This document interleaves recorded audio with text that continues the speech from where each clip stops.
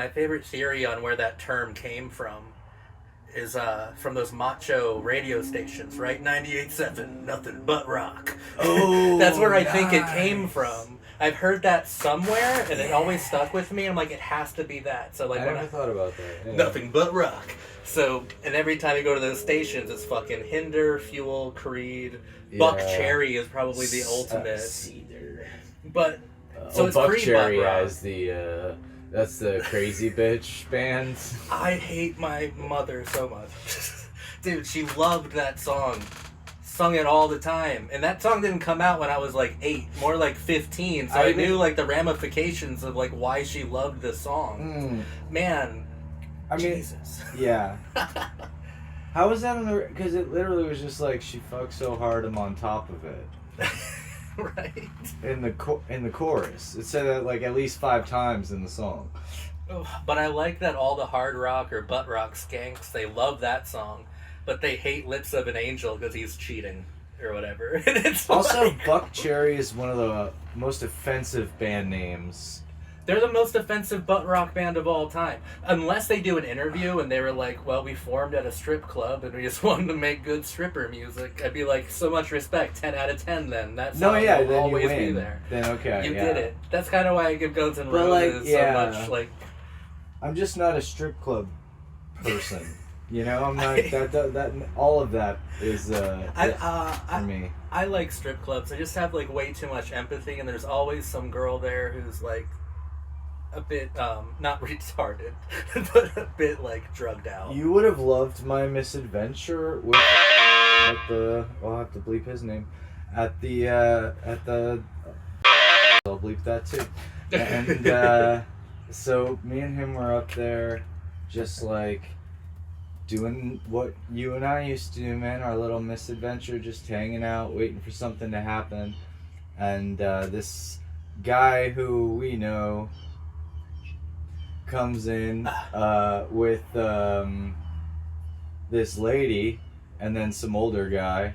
And it was a weird dynamic. They're playing pool, but she's like dancing around and peacocking, and like she's got this short dress, like just dancing around, being very sexual and weird, and so of course and I are gonna be like, oh, look at this weirdo. So we're glancing over, and then she like sees that we're glancing, so she immediately just like comes and interacts, right? And like it was weird because you could tell like she was kind of bored with the people she was with and was very much more into, who are these guys, what's up, blah blah blah. And so we're chit-chatting, giving her attention. Then, you know, she starts rubbing while she's standing between us and like just doing weird things, and you know, and then my buddy just starts playing into it a little too much and like touching her and stuff, and I'm like, oh, you shouldn't do that, bro. Probably not, no. Yeah, because what I learned over the course of the night was the looks that we were getting. She was already paid for.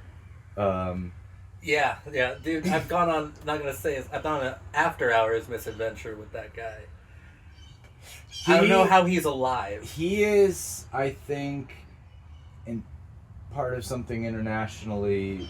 No, not good, dude. He is. He's like, big time. But like, I mean, like, yeah, he's he brought here me to those clubs and stuff. He's here to like find people and move people. Maybe. I don't see any other point for his existence. I don't think he even sees it as like it's just a job. It's like culturally it doesn't shake him. Anywho, so this lady starts like being up all on us and stuff, and gives us a little like presentation. Nice little tattoo above. It was cute. But yeah, so then she starts like she sat down between us, and like we're like having an actual conversation, and then like she realized we were being a little human to her and whatever, and I was like, are you alright? Because you got something behind your eyes, like you look a little... Right. Everything cool? Like, yeah. Everything cool? Probably, yeah. Yeah. I just throwing it out there, just like, all good, right? You cool? And in that moment, like, the demon left her eyes and the human came out of her eyes for a second, and it was like Puss in Boots, like big droopy. Exactly. Yeah, just like, oh shit. And then like in that half second, the demon was like, nope, and put a curse on me. That's the problem. Like, literally, I felt a curse put on me. It was weird. You'd have that problem at a lot of strip clubs. Like, there's, like, you want to be turned on, and it's like fun for 10 minutes, and then not all the girls are fucked up, but like 80%. You know, the other 20% college kid or OF girl, but like 80% of them are like lifers. Even they are like, there must be something. I don't know, man. The sexual revolution isn't like for women. You know what I mean? It's a trick, and I don't know. It's just like so weird that and then like there's obviously just so much like abuse that pops in with that as well, which is just like, it's just perpetuating, you know. I mean, I think it's still good to like destigmatize sex work so that it becomes less and less. I think there is like probably a squiggly little medium line that people can toe where it is empowering for their own purpose and whatever, but like the majority of people and anybody whose inkling is to do that is probably not going to be able to. Well, yeah, there's something though that like happened, and you know, destigmatize sex work while also destigmatizing therapy for abuse and then like transmuting that trauma and stuff. But then like we shouldn't judge when it happens, because that feeds into, oh man, I've just been on such a music kick, and I realized what was wrong with me. Like I'm probably gonna get heavy for 30 seconds, and then we're gonna talk about cool 90s stuff. But like I've been looking at music as like an art form that doesn't like move me too much anymore. Just or like a young man's kind of kind of medium. I definitely don't want to perform any music. I'm just loving listening to music because that would be cringe. But who would perform after 35? Weird. Well, I mean, who would perform rock music now anyway? But I was like, I don't know. So, like, I've been in therapy myself, and, like, we've been talking about all sorts of stuff. And, like, this one thing that I'm really hung up on is, like a traumatic thing happened that I didn't recognize as traumatic. And then I just kind of stayed in stasis then, and liked the same things, and liked the same music, and the same everything for, like, about 10 years now.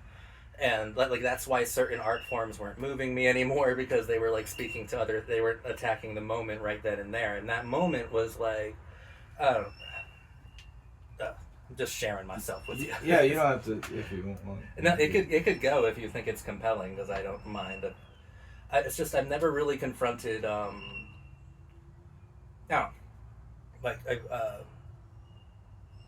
had like a fling with this girl named, who I met in Indianapolis at like an anarcho folk punk Planet X Records festival in the fucking woods, and everyone from all over the place like went there and stuff. And like I don't know, she was like beautiful. She was like some half Thai girl. Like she was wonderful. She was heavily addicted to heroin.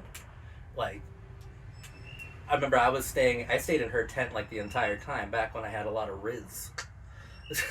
Back in the Riz days. And I don't like the fling lasted like a month, but like here's the thing about the fling is that like she was getting dope sick, so she wanted to go back to Miami so she can get more heroin. And then she said, you should just come with me.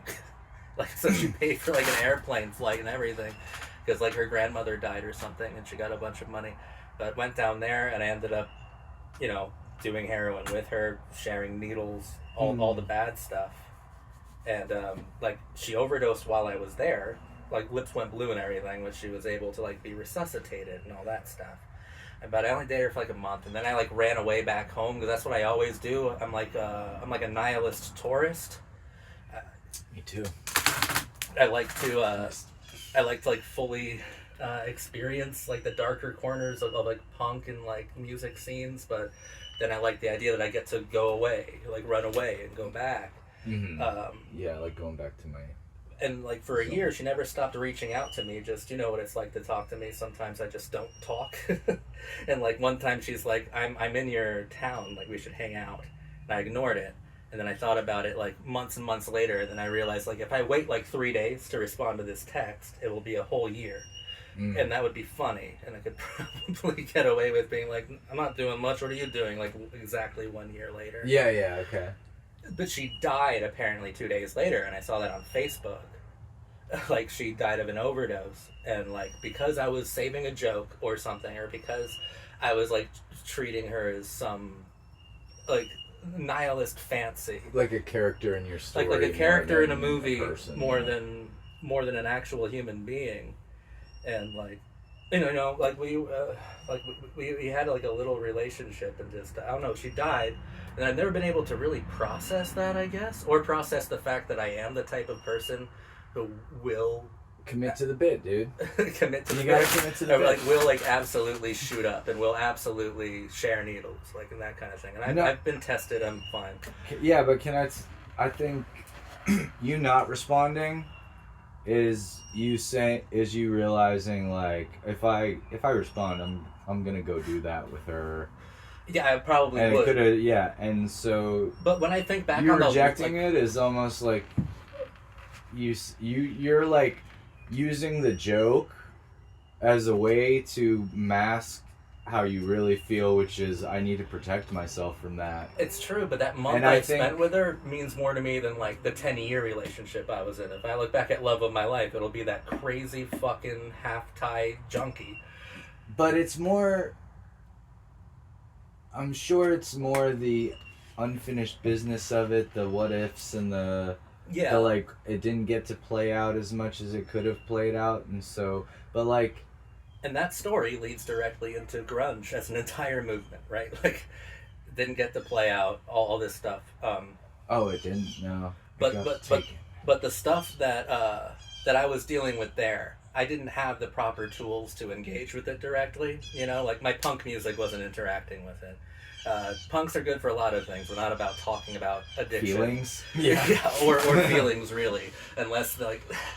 The punkers who talk about feelings just drink. Like, I have a self-destructive... I'm addicted to self-destruction. I'm not addicted to heroin. I'm addicted to, like, I almost died. No, yeah, you want to go to the edge, but then you come don't back. Actually want to go over the edge. No, and then I want to come back, and I feel really guilty for, about the whole... Like, she was beautiful. She was everything. She was great. But I didn't have the tools to interact with that. So finally... I don't know why I listened to Dirt by Alice in Chains a week ago. I don't know why I listened to it, because I'm not really into that. Because a lot of grunge, like we were talking about with butt rock, like Creed, you can draw a straight line. You can draw a straight line from Pearl Jam to Creed, or from... No, even listen back to some Alice in Chains, it seems like it's... Even though it wasn't in the moment, it seems like in retrospect it was a try-hard kind of thing sometimes. Except for that album Dirt. There's something like beautiful about Dirt, and it brings us to the song Wood, right? Maybe their most famous, or at least it's the song I like the most. And that song actually helped me interact with, like, I guess it's trauma, but I never processed it as trauma. So, like, every time I'd bring it up, it'd always be with a wink and a smile and a, hey, doesn't shit happen kind of thing. But that was, like, leftover crack and Ramones' version of things. But now I have something colorful, something from an actual addict, and a song about Andrew Wood from Mother Love Bone, who died right before his album came out. And like, the lyrics are so interesting, right? Like the mood of that song Wood is so phenomenal. That's the one with all the harmonies, right? Well, there's harmonies in like every Alice. It's like, lonely stolen by the master, into the flood again. Same old trip it was back then. Okay. Yeah, so I made a big mistake. Try to see it once my way. Like it.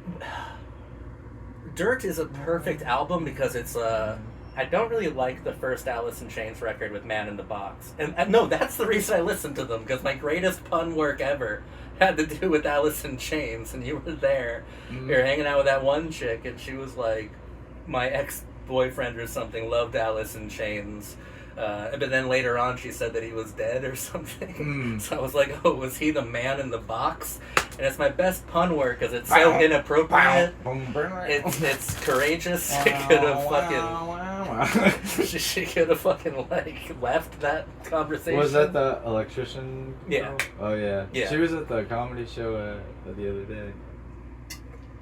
Her but, like, Joe that's... Dirt boyfriend. Well, I don't know. I'm going to do full picture on grunge, I guess. But, like, Wood is so good because it's mostly really about, like, how people judge people. And that's how it goes back to the stripper thing. Like, how people judge a junkie when they die of an overdose. Or, like, I had these two friends who played in a punk band who died on a motorcycle because they weren't wearing a helmet. And then, like, everybody I would tell that to, first thing they'd ask is, were they wearing a helmet? Like, we need to blame someone for something rather than just absorb the tragedy. Like, accidents happen. Yeah. And people die with helmets on, too. Exactly. But, yeah. But it shouldn't be the first question. No. It could be the 10th, it could be the 5th. It can't could be the a first question, but no. First question should be, how old were they, or something. Yeah. But I remember... Shoot, where were they going? Yeah, like, that was the first time I realized people just from? need to... I don't know why people need to blame things. Like, it's easier when someone dies of an overdose or something. I don't know. Maybe we're so self-centered that we're like, that could happen to me. No, it couldn't happen to me because I'd wear a helmet or I wouldn't do drugs or something. Yeah, I think that too. There's a lot of, like, it would never happen to me. But, like, that... that's why Pearl Jam are so good, because they get into the psychology of things. I'll go into... Dude, there's some... So, stop, okay. Stop. It's just so fascinating. So, like, beginning of grunge... Go full picture. The beginning of grunge is, like, Mudhoney and all that stuff. But, like, the first band that was going to take off was Mother Love Bone. And its singer was Andrew Wood, and he lived with Chris Cornell, who I still can't get into. Maybe you can give me a hint on how to get into Soundgarden, because... Oh, it's just his voice. His voice is really good. I don't know if the Soundgarden's any better than any other band. I mean, they're more solid than some bands, though. But yeah, I think his voice is just very unique compared to all the other grunge that was going on, and I think that was what made him stand out. I guess I don't know, like, because he's like the Brandon Boyd of the alt rock. You know, he's like, oh, that kid can actually sing. Oh no, he's intensely talented. So I have like the big four: Nirvana, Alice, Pearl Jam, and Soundgarden. I like to put them as symbols, and I can do the other three pretty easy. I don't know what Soundgarden stands for quite yet. Really, like they're more like psychedelics, I guess. Is the direction that I would take them. Is they're more, but like tech bro psychedelic direction, not hippie psychedelic. You know, there's more like there's a distance with Soundgarden for me. There's more like a performative quality. Like and I think I've read stuff recently where he's like, he writes from a character's perspective, but that character is part of him. So there is a distance. Oh, that's interesting. MK Ultra E. It is, but started with this band Mother Love Bone, and they were gonna make it huge. Like, people loved them, and they were one of the original butt rockers too. But they wrote beautiful songs.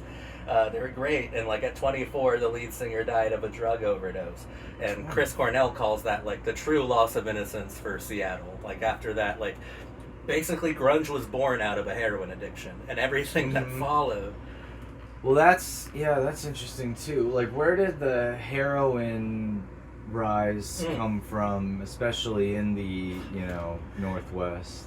Why did it get so intense? But like, you know what happened to the rest of the Mother Love Bone band? They formed Pearl Jam with a new singer, Eddie Vedder.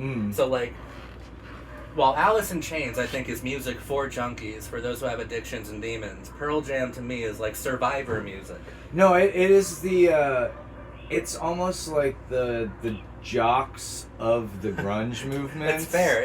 You know what I mean? Like they're But Eddie Vedder's seen some shit.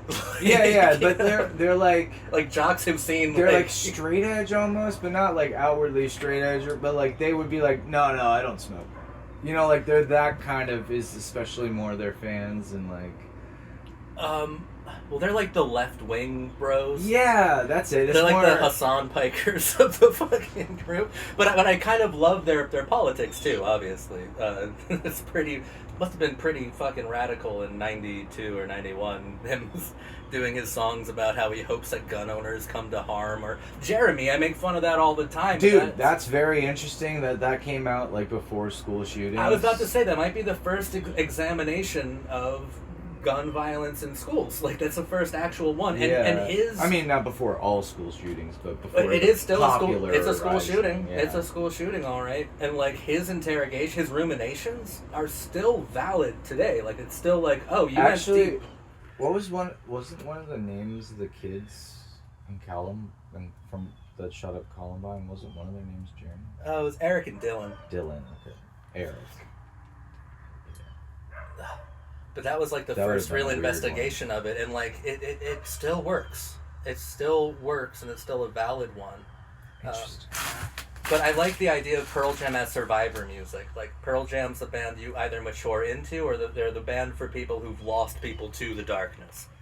Right? Alice in Chains is pure darkness. You can't, like, that is, casually examining the hole that you're in. And it's that first record I don't like, it's before he was on heroin. Like, after he got on it, it became so much more desperate. They almost kind of remind me of a precursor, at least vibe and, like, content-wise to Linkin Park.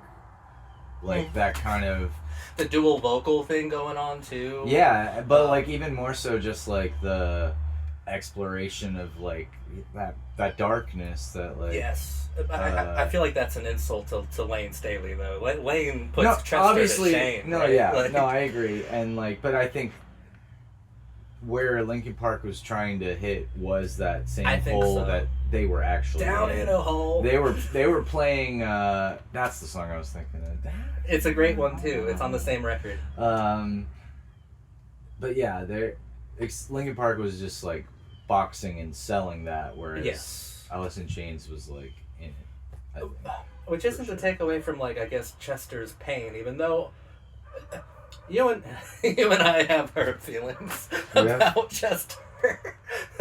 Poor kid, dude. But there's no... Okay, all you have to do is watch MTV Unplugged, and, like, Lane, it can hardly sit on a fucking stool. He has to read all the lyrics, or... Like, and it's still the most captivating fucking thing. Where do you put, like, I'm trying to think of... Because you were, like... Those four I'm pillars. going a lot of different places. Where do you put, like, Stone Temple Pilots? Are they grunge? Or well, that's the thing I was looking into as well. Like, why do people not like, why do big grunge guys not like Bush or Stone Temple Pilots? Yeah, Bush is another one that kind of gets Stone Temple Pilots, aside. from what I can tell, like, were pretty LA packaged. No, I think so, and they were probably the more like, slick pop. It seemed version, like the corporate rock star. Actually, both those bands seem like a corporate response to a pretty authentic music movement. I'm trying to think of like a great grunge band that didn't come from there. Another one, like one of the greatest grunge songs. I can't think of any. I never heard any other stuff from them, but like "Born to Be Down," or isn't what it's called, but it's like by Local H. Oh, it's no, like, yeah. Just okay. Keep it copacetic. Yes, okay, yeah, dude. Yeah, that's like one of the greatest grunge songs. It's Filter really also has Hey Man, Nice Shot, which is like kind of a one-off grunge song, but like super good. It was just like a strange movement, and I think that grunge is a valid term, or if you just want to call it Seattle music, like that's fine too. I prefer grunge because I think there's like an element of southern rock that picked up, and that's so evident in Alice and Nirvana, like so evident. And like if I could put symbols on them, yes, Pearl Jam, survivor music, and also it's the only singer left out of the four. Like he's the ultimate survivor band. Yeah, and the band was born out of Mother Love Bone, the death of the singer there. Cornell killed himself, Kurt killed himself, and Alice, like, that's what makes Alice so haunting, because it was a slow death. The fucker, like, if you look up, like, late pictures of Lane Staley, he's missing all his teeth at, like, 30, missing all his teeth. All he did was, like, stay at home and play video games, and have his father, who was also a junkie, go run drugs for him and bring him back to him. Like, it's such a depressing existence. But there's something to me that's, like... Think he got burnt out by the system, like... he got MTV'd a little at the end? No. I think that I think secretly. I don't think that fucking Kurt or Lane got to really enjoy being pop stars because they accidentally became junkies first, and that was a better I don't think feeling. Kurt Cobain was a junkie. I think he had done heroin, but I don't think he was a junkie. I think he was a junkie, but he couldn't. That's what makes Lane so sad because he was a lifer and he saw it to the end. He did it for 10 years. Kurt, he's suicide. To me, Nirvana symbolizes that kind of depression, suicide, rebelliousness, chaos. I just don't trust Courtney Love as far as I could throw her. She's been in every scene with drugs on purpose. But even if we just take their music, though, I think Kurt got John Lennon's, bro. But if I am putting symbols to these pillars, even their lyrics are still really suicidal. Their lyrics are still manic depression. With an emphasis on mania. Yeah, I think that's more, the mania. I think he hits on how society is driving people crazy. Yeah. I think that's kind of the ethos of so cool. Nirvana is they're doing this to us and I have to react now. And that's what makes Alice so scary because it's so internal. Mm-hmm. Listening to their music, it's he even with Mad Season, he had a lyric of all of my problems are self-chosen and I keep choosing these. Yeah. All of them. It's all internal, whereas Nirvana, it's this crazy blender of come on people now, everybody come together, try to love one another right now. It's the radio spitting back at you, going suicidal with a shotgun. It's insane. It's insane That's shit.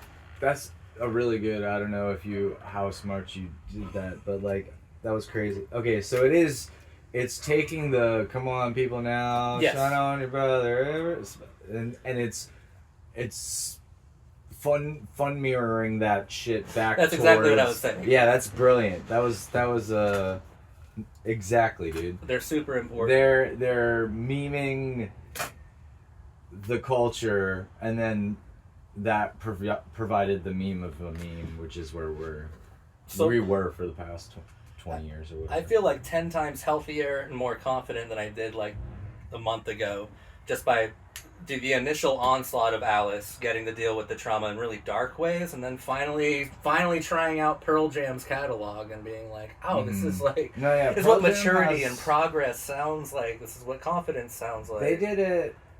I mean, they definitely got more mature and in some ways way less rocky as they went on. But, 10 is a fucking great album. That's the one. I listened to that every day for the last 2 weeks. Black is the only Black soft is still song. Great, but it's still great. It's a little. Eddie, you're human. A song just about a breakup, you're a human. Because the rest are pretty heady. They're pretty crazy. And they don't shy away from the needle stuff too. They don't shy away.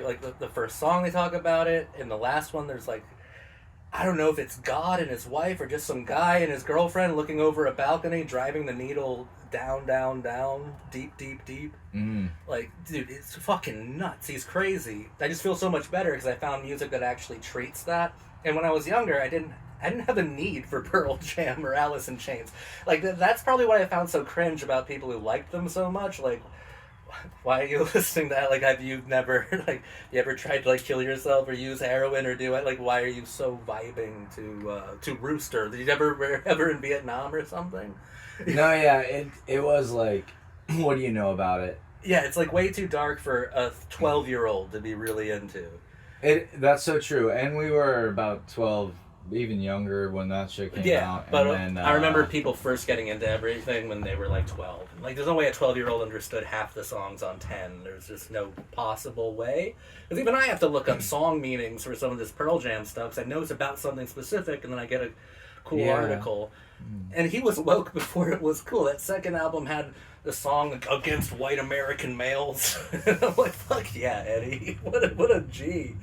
But see, that's when I don't know, that whole, that was early woke when it wasn't woke.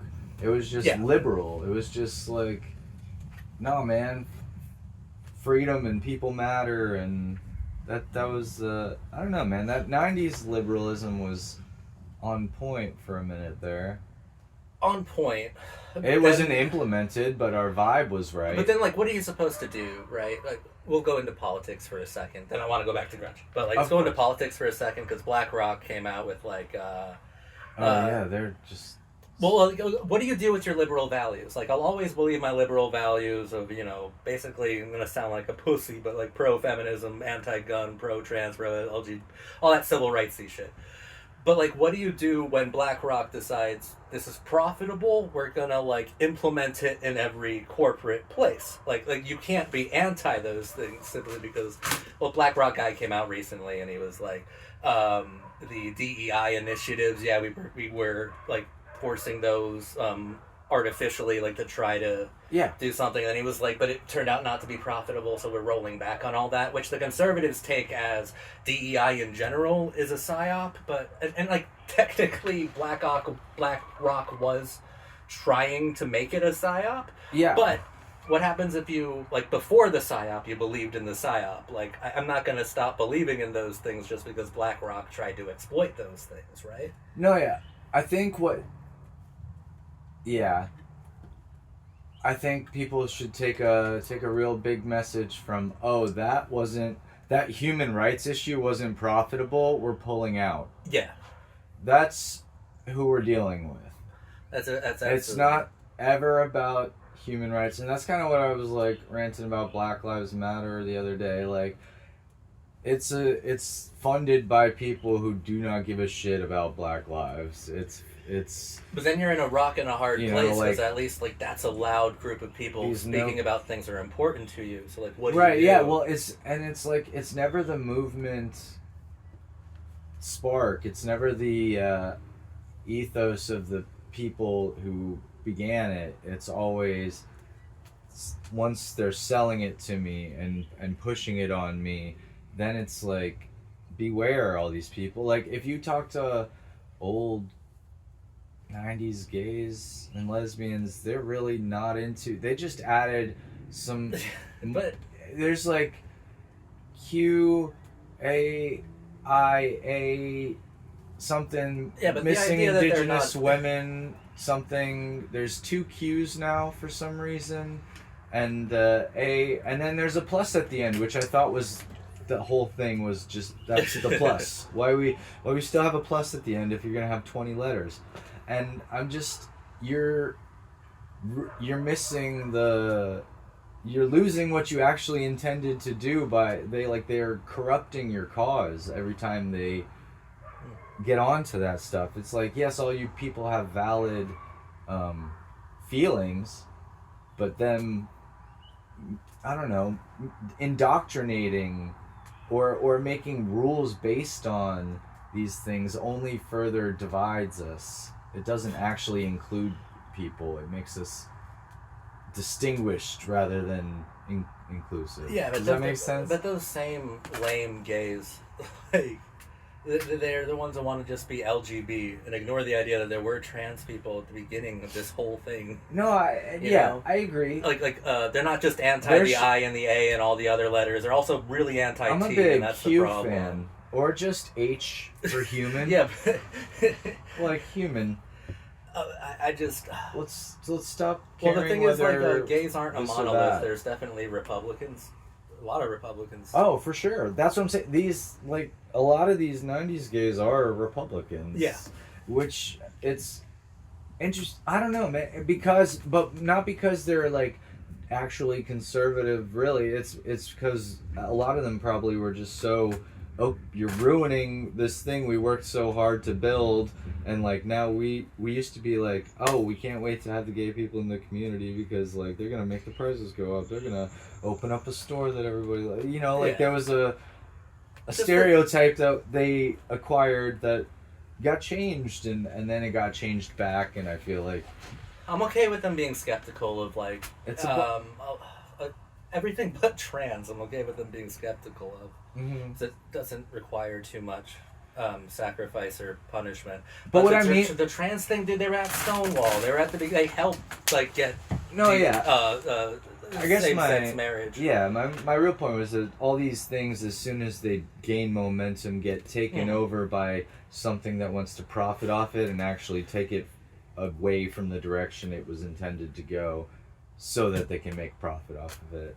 And Yeah. it's like every time we try a movement, it always, like, there was the last good one was really the against Wall Street, right? Yeah. And then immediately there was like this Tea Party that pretended like they were the same thing, but they were absolutely not. No. And then nothing They were ever actual happens. fascists. Like, if Right. Sarah Palin's your main person. Right, so they take a decent, like, we need to take away these people's, like, like, they're walking all over us, we need to make sure that's regulated, instead of, like, going to the extreme and being like, yeah, we need a fascist dictator to make sure all these things are regulated and blah, blah, blah. Like, they always ruin it Yeah. when we have, like, a decent idea. And that's kind of what I mean. Like, MAGA is fine.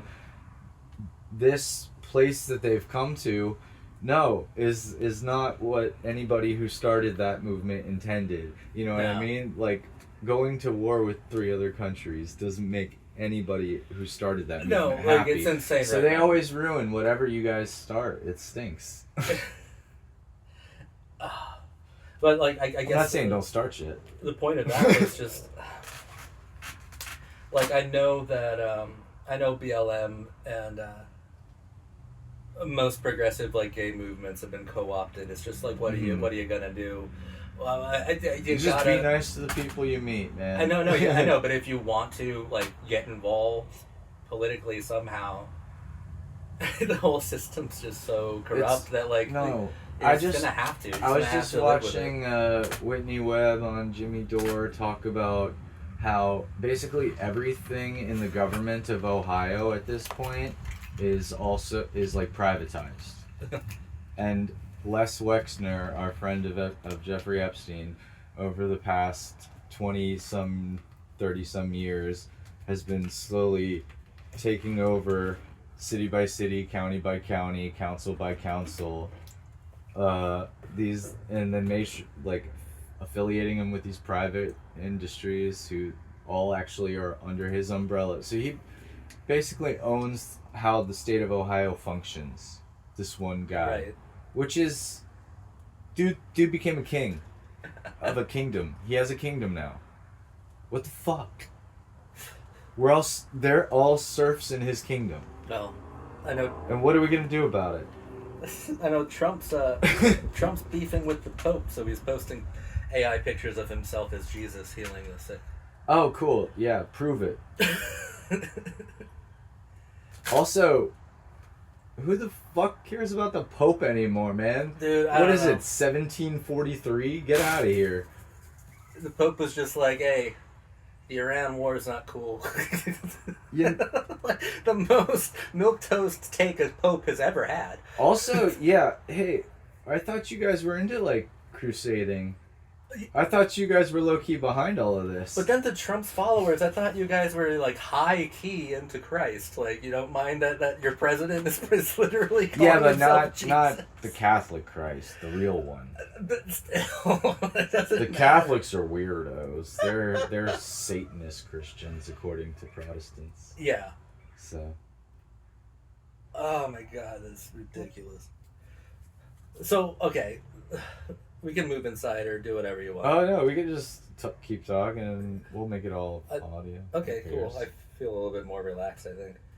But I'm going to keep going back to grunge as we go on tangents, because I'm trying to do the pillars correct. Pearl Jam survivors, Alice in Chains, addiction, Nirvana, like suicide, homicide, craziness. But Soundgarden, I'm still like, see, that's my issue with them when I listen to because it sounds like performative, right? Because like Bad Motorfinger, it's a total like metal album. It's crazy. It rips. Jesus Christ Pose, cool. All that stuff. And then like the next album, Super Unknown, it's like he's trying to do Alice in Chains or Nirvana or Pearl. Like, so I don't know like what's at the core of it. It might just be. I think he just was. I mean, they're just more like alt rock. But that wasn't a thing yet. So they were trying to like fit into the grunge genre that was a thing at the time. Yeah. You know, like maybe their producer or whatever, you know, like, all right, let's mix it a little bit more this direction though, you know, because that's what's selling right now, or They're just harder. I don't know if they're like even a pillar like necessarily. They're like big four. big, but I don't know if I think somebody else might. Like I could do like big three of punk, right? Ramones, Pistols, and Clash. Like you know what they stand for. And then it's a unique thing for each of them. Mm-hmm. I think that each movement has this like. Well, who's the fourth rail of grunge though? I mean, it would have to be like it has to be Cornell.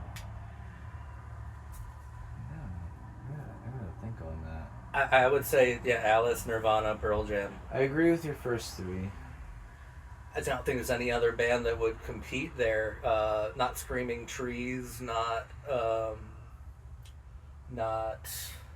Mudhoney. And Mother Love Bone is Pearl Jam. Mm-hmm. Hole, like the time frame, yeah. Hole or Bush, but then you'd have to move out of Seattle, right? Oh, I don't mind moving out of Seattle. That's fine. never an issue. It'd be Bush, geographically. Stone Temple Pilots, Hole. See, I think Stone Temple Pilots has a contender for that third, but then they're like definitely where the butt rock starts to creep in. Mm-hmm. It's a little bit more like. I just, dude, like I tried listening to the first song on that big record with Plush on it. Like, it's you can hear Nickelback there, dude. Not it's very much. It's almost got a little bit of that Guns N' Roses. Well, the problem is like with Pearl Jam and Alice, I can be like, butt rock took all the wrong lessons from them. Whereas Stone Temple Pilots, I'm like, they took the lessons. Like, these are the lessons here. No, yeah, they're the best version of what you could do with that, I think. Or at least at that time, At least Bush had Glycerin. Like, at least they had that, like, really intimate song. I don't think it's great or anything, but it that's does... probably their worst one. But it does separate them, though. It hits. does, like... Because that's not, to me, butt rock. Glycerin, just him on electric, that's actually fine. That's good. I feel like everybody was doing one of those songs on an album, though. They weren't making it a single, though. They weren't, like... Yeah, maybe not. Like, that's their hit, and the rest of the band just has to stand there in darkness. Yeah. You're just mad because you got the... stuck in the road. That I also thought about that. Like, when does Gen X and the Millennials begin? Because I'll give grunge to Gen X completely. No, yeah, that is... Like, I think that Gen X... We get to play, but it's their thing. Gen X respects Green Day, but not Blink-182. So it's like 96 or 97. Yeah, I just watched this thing on Blink-182 on YouTube that I was just like, I'll go into because I think they're I don't know. Yeah. But so far as like the pop, like we didn't get grunge, and I think because grunge imploded or self-destructed in such a massive and public way, like the pop music for us had to go back to happiness, kind of like brighter feelings. No one dies of a drug overdose or kills themselves. I mean, yeah, we got the Backstreet Boys and the Spice Girls and the things went very, very pop after grunge. We did have nu metal, but okay, Britney Spears. The only 3 nu metal bands I can defend with integrity is Rage. Rage are great, in any time. The second band I can defend with some integrity is Deftones. Deftones, super great. Yeah, I can defend them. They're the reason grunge happened, is so that we could get something like the Deftones, and then I'm trying to get into them more. On the other side of it. I've just heard their singles, right? Like Changing the House of Flies, give us some stuff, noise, and it's really good. baby. But I'm gonna sit down with White Pony and Around the Fur and really take it all in. Because we needed to have that amplification, crunch, distortion, sound creation, so that we could have that. It was great. And then the Mogwais come out, where it's just walls of sound, and we're manipulating that now. The third band in nu metal, I don't like them. I think they're cringe, but I totally understand why someone would still listen to System of a Down. Yeah, no, I think technically, musically, if that is your thing, it's good. It's pop-wise, I always kind of think of that's great metal pop. Yes. I can't... that fits the formula of what it should. I can't defend Korn, Limp Bizkit, Mudvayne, any of this stuff with integrity, without a wink and a nod to irony. I can't. No, that's what... Them. But, that time was it was ironic. Yeah. To be alive at that time. You couldn't... the TRL world I mean, we were watching Next on MTV, like, what the dating shows where it's just like, Next! Like, we were so ironic. And, like, and then there's where the Blink-182s come in, and they just be like, oh yeah, we're like pop punk, but like in pop punk's face. But it's like, but really we're the best at, we're like a pinnacle like, of... How does that work? We're pop punk, but we don't do any dance choreography, and none of us have seen a needle in our lives. Like it's just like... They popped pop punk. I know. It's just fucking wild. So they took the NoFX and the like, and then kind of like that more punk side of the ska movement and the like. Well, yeah. Then we had like the true death rattle of punk music, which was post-hardcore, because we had At the Drive-In in the '90s as well, Refuse in the '90s, and then no band could compete with those two in that genre. I'm convinced fully. Like Glassjaw, I'm sorry, bros. I'm sorry, a lot of you guys. Glassjaw had moments, but no. Yeah, a lot of moments, but At the Drive-In and Refused, how the fuck do you compete? Sorry, Thursday. How Thursday also is. But you can't compete with One Armed Scissor or New Noise. Like, you can't do it. I also listened to all three At the Drive-In records again, and I won't do that again for another few years. But it was nice. Yeah. It was nice. They're good. They're nostalgic. They had a really cool, I don't know what you'd call it, but it was somewhere between grunge, alt. They had a few songs that were like in this sweet pocket of like, it just reminds me of Pete and Pete, you know what I mean? Like, there's it's like not quite grunge, but it's not quite alt rock, whatever. It was good. And just like garage rock of that time, maybe, or and then speaking, where does like the Pavements come out? That's a little later, I guess, but no, that's the same era. Pavements and Silver Jews, but they're in Sonic Youths. I put them in that category of like, I don't want to say cerebral punk music, but it's like or indie music. Yeah. Well, actually, that's when indie music was really saying, born. Like, right? now we're getting into. Because we haven't even talked about emo being created in the in '94 as well, like with Sunny Day and right, because that does kind of come out of grunge in a different. It does. Like when you listen to Sunny Day, you can at least hear Smashing Pumpkins. Right. Yeah. Maybe they're the fourth on the pillar. Would you call them grunge? See, that's what I'm saying. They're I after grunge, I think. Even though they're in the same time frame, and then we haven't even said the Pixies either. No, because they're in the Sonic Youth wagon. Yeah, they're that petty, like, so cerebral. Good, but like they're that whatever punk that is. That's also like the on late the cusp 80s, of alt grunge. It's like alternative comedy for punk. That's, you know what I mean. They're like, in the same cat with it's Pixies, Sonic Youth, Dinosaur Jr. It's like those three bands like really just killing it. Then dude, and, Nirvana wanted to be them. Like they wanted to be in that group. Yeah. Jawbreaker would be in that category as well. Jawbreaker, and that gave way to emo, really. And then. Like emo, I want to say, actually, there's like so many Christian undertones to old school emo that I love, and it's like the good kind of Christianity. Like Sunny Day, very publicly he became Christian. Mineral, fantastic band, very Mineral Christian. Is really good too, yeah. Very Christian, and they're brilliant. They're so good. I think Texas is the Reason is also Christian. Like they all had this promise ring, obviously, very Christian. And there was also like, there was a bit of that southern tone to, I wouldn't say southern rock, but southern tone to it that was like, but like or even like it had a Midwest kind of vibe too. Some of those bands, it had to be Midwest. But there's something like, or I don't know, maybe Great Plainsy is what I'm thinking. Where it's like that southern. Their Christianity is more like old school Southern Gothic, like Flannery O'Connor type stuff. Like their Christianity alone doesn't bring them comfort. Right, it seems to make them lonelier because like there's this schism for them that like makes that kind of Christian music so beautiful. Like listen to any Sunny Day song, you hear it, you feel it. No, you do. Sunny Day sounds a lot like Smashing emo Pumpkins. Music just like? Are we all just like confused roomie?